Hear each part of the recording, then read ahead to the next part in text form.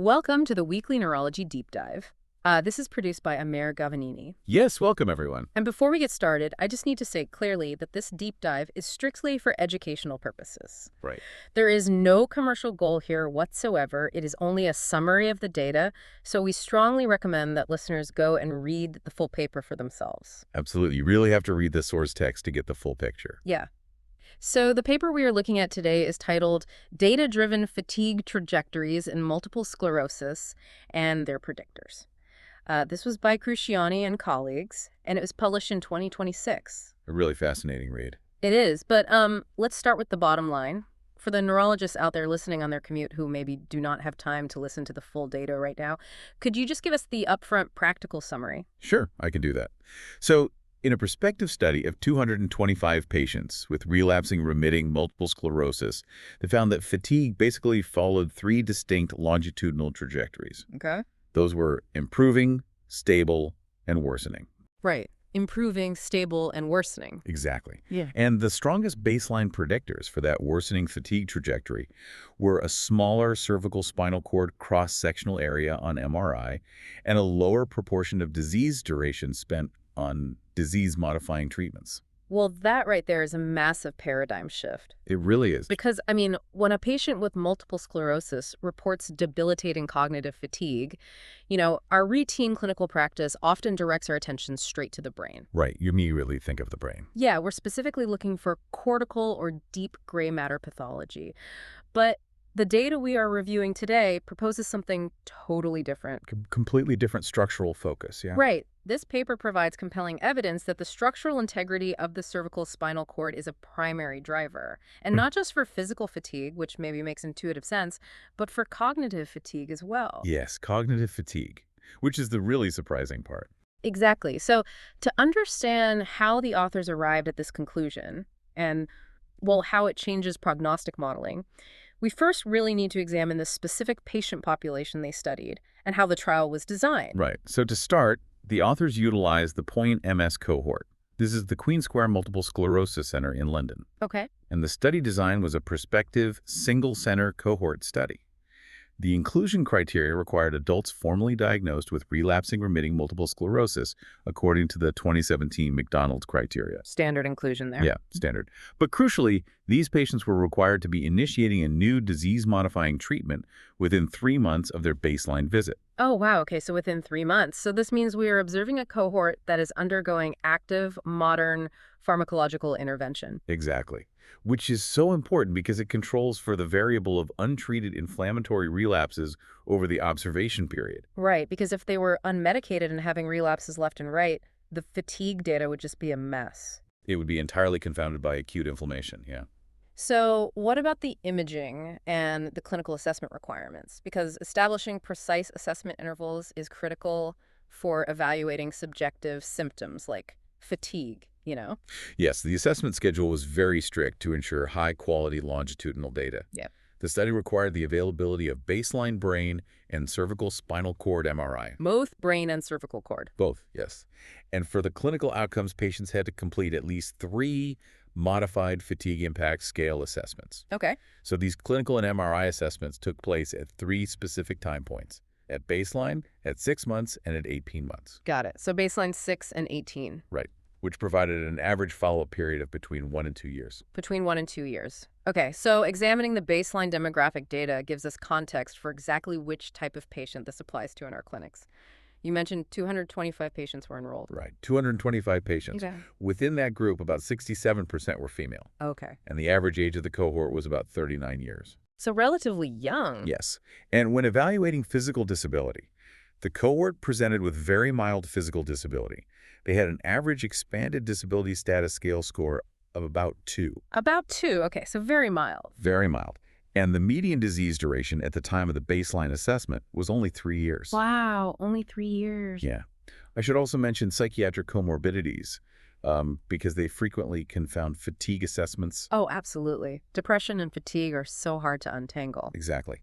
So in this cohort, about 26% of the patients had a self-reported diagnosis of depression. Okay, about 26%. That is definitely something to keep in mind. So what did their baseline MRIs look like? The baseline MRI data indicated a relatively well-preserved cohort Really? Yeah, regarding both brain and spinal cord volumes when compared to an age-matched and sex-matched healthy control data set. Oh, so they were very close to healthy control. Yes, the median cervical spinal cord cross-sectional area z-score, the total white matter z-score, and the total gray matter z-score Yeah. were all close to the healthy control norms.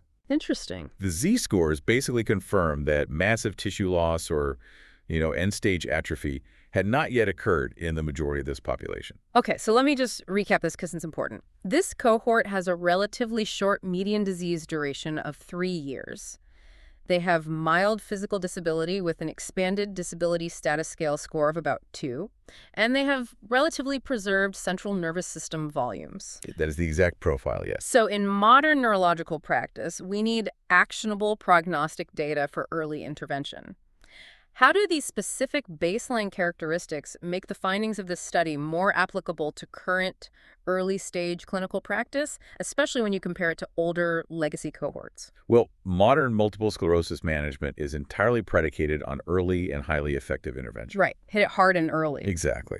Older legacy cohorts often featured patients with long-standing untreated disease and significant accumulated disability. Right, right. So evaluating fatigue in those older cohorts often meant measuring the end-stage consequences of long-term demyelation and axonal loss. It was too late in the disease process to really see how it started. Precisely.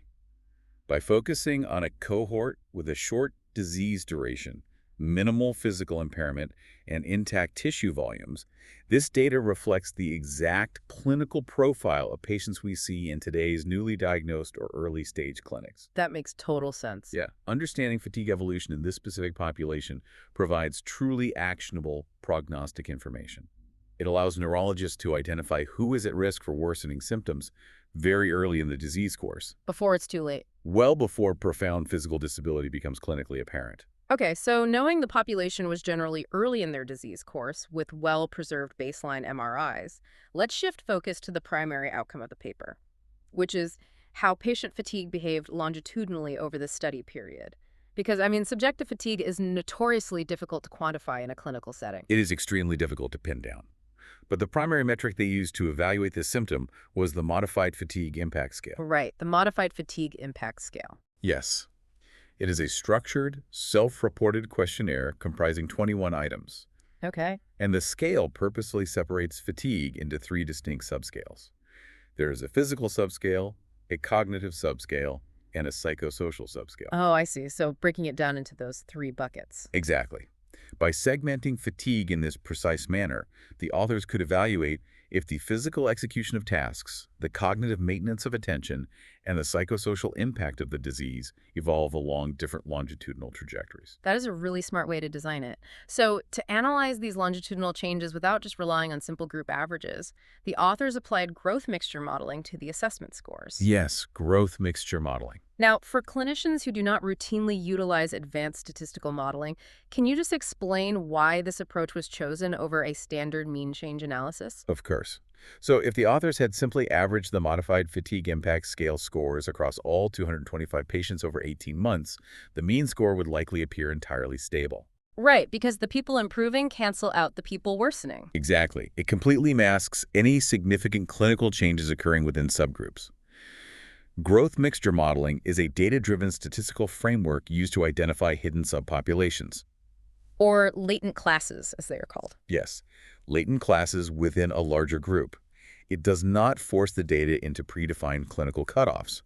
Instead, the algorithm identifies distinct patterns of symptom evolution over time. So it lets the data speak for itself. Yes, and the results demonstrated that fatigue in relapsing-remitting multiple sclerosis is not a monolithic symptom that behaves uniformly across a cohort. Wow, okay. So the application of this modeling to the specific subscales revealed distinct patterns. What were they? For both the cognitive and physical fatigue subscales, the growth mixture modeling revealed that patients fell into 3 distinct latent classes over the follow-up period. And what was 3? There was an improving trajectory, a stable or mild worsening trajectory, and a strictly worsening trajectory. Okay, so cognitive and physical both had improving, stable, and worsening classes. But the psychosocial subscale behaved fundamentally differently, didn't it? It did. The psychosocial fatigue subscale showed absolutely no latent heterogeneity. Wait, really? None at all. None. When the growth mixture modeling was applied to the psychosocial scores, only a one-class solution emerged. Multi-class models failed to produce valid statistical estimates. Oh, wow. So what does that actually mean clinically? It indicates that all patients within this cohort followed a singular longitudinal pattern for psychosocial fatigue. Fascinating. Yeah, the structural and clinical predictors evaluated in this study did not differentiate outcomes for psychosocial fatigue. So it's probably governed by completely different things. Exactly, suggesting it is governed by different, likely non-structural variables. Well, let's focus on the specific data for those in the worsening trajectories for the cognitive and physical fatigue. The numbers indicate a clear progression of symptoms over the observation period. They do. For patients falling into the worsening classes, their fatigue scores showed a steady, quantified increase. Right. And what was the actual increase? The data demonstrated an annualized increase of about 3 points per year for cognitive fatigue and an annualized increase of about 3 points per year for physical fatigue. Okay, about 3 points a year for both. But hold on, I have to push back here for a second. All of these patients were actively initiating a new disease-modifying treatment at the start of the study. Yes, they were. And disease-modifying treatments are highly effective at suppressing new focal inflammatory lesions and clinical relapses. Right.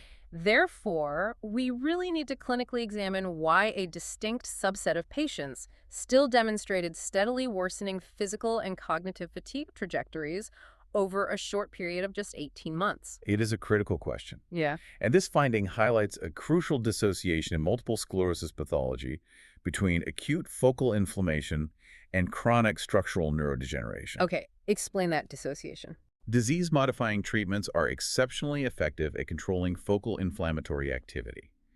They prevent new lesions from forming in the central nervous system. Right, they shut down the relapses. Yes, but finding a subset of patients who experience steadily worsening physical and cognitive fatigue over a short time frame, despite initiating these highly effective treatments, confirms that fatigue progression is driven by mechanisms independent of acute focal inflammation. Oh, I see. The structural damage that is already present at baseline continues to manifest clinically. So the damage is already done, essentially. Exactly. The neurodegenerative cascade and the resulting disconnection within neural networks drive fatigue progression, even when new lesion formation is completely halted by pharmacological intervention. Okay, that is sobering. So identifying that a distinct subset of patients will worsen despite pharmacological intervention is important. But to fundamentally alter clinical practice, neurologists need to know exactly who will worsen before the symptoms escalate. Right, predicting it is key. So the paper transitions to identifying specific baseline predictors that successfully separate these three trajectories. What did they find? Well, the authors evaluated a comprehensive set of both clinical and MRI variables. They utilized conditional random forests to rank predictor importance. Okay. And that was then followed by multivariable modeling to confirm independent predictive value. Right. Among all the clinical variables evaluated, the proportion of total disease duration spent on disease-modifying treatments emerged as the most influential clinical predictor. The proportion of time on treatment. Yes. Patients who spent less of their overall disease duration actively taking these treatments were significantly more likely to fall into the worsening fatigue class. Wow. So this specific clinical predictor provides quantifiable data supporting the absolute necessity of rapid intervention. It certainly does.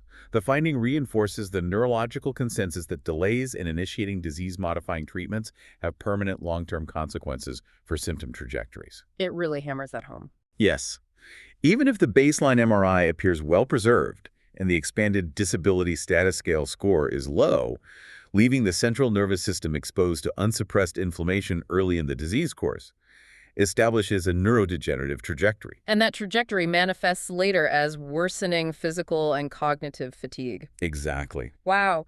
Okay, so while the clinical predictors are actionable, the MRI predictors yielded what I think are the most striking findings in the paper regarding the anatomical basis of fatigue progression. Absolutely the most striking part of the paper. So what was the strongest MRI predictor? A smaller baseline cervical spinal cord cross-sectional area was the absolute strongest MRI predictor of worsening trajectories for both cognitive and physical fatigue. The cervical spinal cord. Or cognitive. Me too. This singular structural metric outperformed all other evaluated MRI metrics. Really? All of them? All of them. The cervical spinal cord cross-sectional area was a stronger predictor than total brain volume, total white matter volume, total deep gray matter volume, total lesion volume, and all evaluated demographic factors, including age and sex. Okay, the anatomical logic of this finding requires rigorous scrutiny. I mean, in routine neurological practice, cognitive fatigue and cognitive processing delays are almost exclusively associated with brain pathology. Right, specifically cortical atrophy or deep gray matter lesions. Exactly. So the clinical reasoning behind why the cervical spinal cord emerged as the primary structural driver for cognitive fatigue rather than solely physical fatigue really must be addressed. It requires a fundamental shift in how the neural networks underlying fatigue are conceptualized in clinical neurology. Because historically, the cervical spinal cord has been viewed strictly as a direct conduit for descending motor and ascending sensory pathways. Right, making its link to physical fatigue and motor exhaustibility anatomically intuitive. Exactly. That part makes perfect sense. But the authors propose a detailed anatomical mechanism based on their data that connects spinal cord integrity directly to the cognitive arousal networks located within the brain. Okay, let's get into that. Because to justify integrating cervical spinal cord MRI into routine prognostic models specifically for cognitive symptoms, the pathophysiology linking spinal cord atrophy to cognitive fatigue must be firmly established based on the author's structural discussion. Right. So the pathophysiological link centers on the ascending somatosensory axons located within the cervical spinal cord. The ascending somatosensory axons. Yes. Yeah. Damage to these ascending pathways manifests structurally on an MRI as a reduction in the cross-sectional area. Right, representing axonal loss and atrophy. Exactly. This structural loss directly reduces the overall volume of ascending afferent input traveling upward through the spinal cord to the thalamus. Okay, tracking up to the thalamus. And the thalamus serves as the central relay and primary integration center for both motor control circuits and widespread cortical communication. Yes, it is the central hub. So the reduction in afferent sensory input to the thalamus has a direct and cascading structural effect on overall brain network function. How so? Well, when the thalamus receives diminished sensory input due to the damaged ascending tracts in the cervical spinal cord, there's a subsequent measurable decrease in the overall thalamocortical drive. The thalamocortical drive. Right. This thalamocortical drive is responsible for maintaining the basal level of excitatory input to the cerebral cortex. Oh, I see. And this reduced excitatory drive contributes simultaneously to two separate dimensions of fatigue. Okay, what is the first dimension? First, it diminishes the drive to the motor cortex, which is experienced by the patient as physical fatigue and a lack of motor endurance. Which again aligns with our traditional view of the spinal cord. Right. But second, and crucially, it diminishes the drive to the prefrontal cortex and related cognitive networks, which impairs the cognitive arousal dimension. Oh, wow. So it starves the prefrontal cortex of baseline arousal. Exactly. The patient experiences this lack of cortical arousal as cognitive fatigue, difficulty maintaining attention, and generalized brain fog. That makes incredible sense anatomically when you trace the pathways. Yes. Therefore, the structural integrity of the cervical spinal cord is biologically essential for maintaining the baseline cortical arousal required to prevent both physical and cognitive fatigue. So understanding that a diminished thalamocortical drive connects cervical spinal cord atrophy directly to cognitive fatigue, that has immediate relevance for how neurologists approach baseline imaging and patient prognosis in early-stage disease. It completely changes the clinical approach. So what is the primary clinical takeaway here for the practicing neurologist? The primary clinical takeaway is that these findings strongly support incorporating cervical spinal cord MRI into routine prognostic models for patients with relapsing-remitting multiple sclerosis. Routinely. Routinely, yes. Specifically, neurologists must look beyond just lesion counts and actively evaluate the cross-sectional area for signs of early atrophy. Measuring the cervical spinal cord cross-sectional area provides a highly predictive, objective biomarker to anticipate which patients are at the highest risk for entering a worsening fatigue trajectory. Which is huge because anticipating this trajectory allows for highly targeted patient counseling, aggressive physical and cognitive rehabilitation strategies, and optimized treatment planning from the absolute onset of their diagnosis. Exactly. Rather than waiting for the modified fatigue impact scale scores to actively deteriorate, you can get ahead of it. Getting ahead of it is everything.